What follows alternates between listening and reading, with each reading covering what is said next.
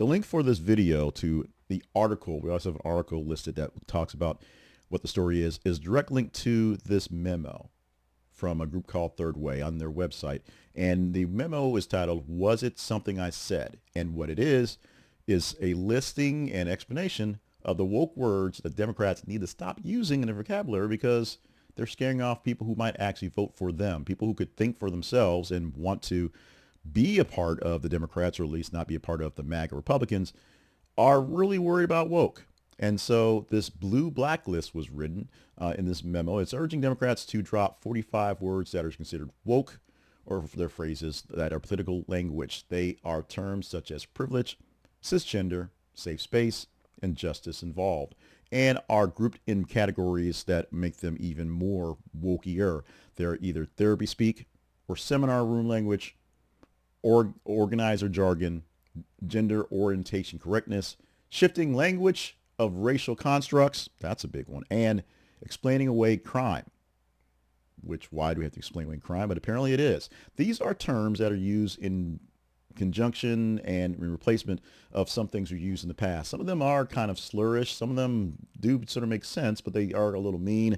Some are just, exactly what they are. But because the language that the woke liberals use is woke and liberal, they want things that do not sound elitist, divisive, or detached from the average American, which they do with these terms here.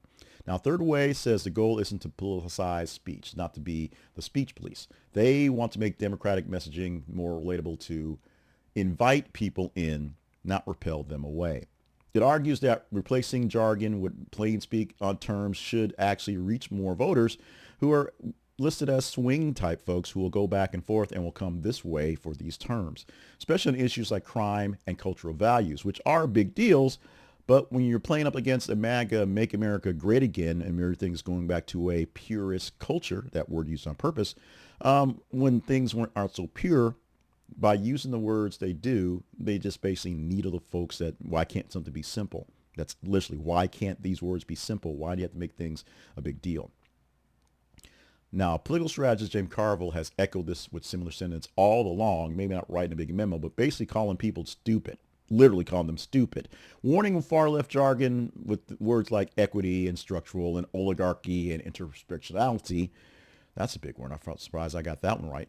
Are terms that are turning off moderates because punchier terms, because that's what he likes, equality, fat cats, things like that that are really simple, easy to understand, urge Democrats to focus on strong, accessible messaging, not the big sort of words you use in a seminar.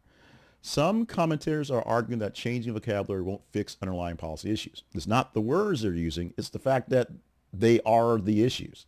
The Democrats are sort of the problem. And this recent editorial pointed to a Third Way memo's examples like safe space and chest feeding as countering the real problem. Basically just speaking nonsense and being dumb and woke for no reason.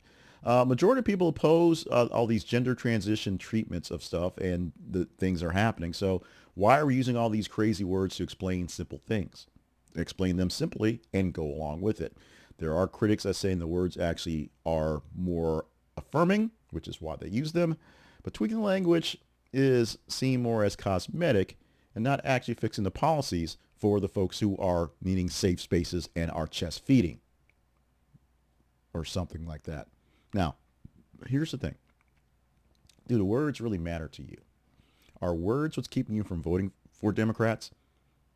Are words what's pushing the vote towards Republicans?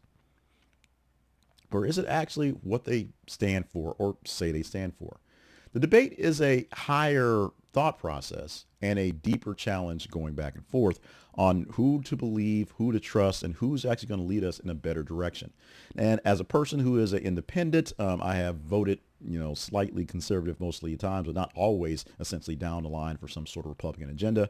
As a person who lives in a world where I pick and choose the things I want to really focus on, it's kind of odd that the platforms on the far left and far right are so distinct that you can see them coming a mile away, but you can't really get away from them because the middle doesn't have an actual choice between far right being so out there and far left being even far out there the other way, the battle for who can be the craziest is a nice battle to watch. But the battle for, the hearts and minds and souls of Americans, that's pretty tragic. We all hate to see that when mommy and daddy, Republicans and Democrats, are fighting the way they are.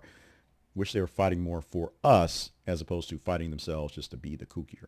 But simplifying the language, many people think that could rebuild the bridges for the Democratic Party. That could be the thing that brings more people to the mainstream, to the middle, at least away from the far-ish of the right, because the left are so crazy.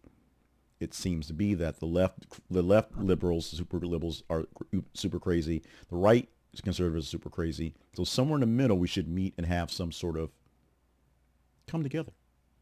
It's not happening. And the words may be getting in the way. What say you on them words?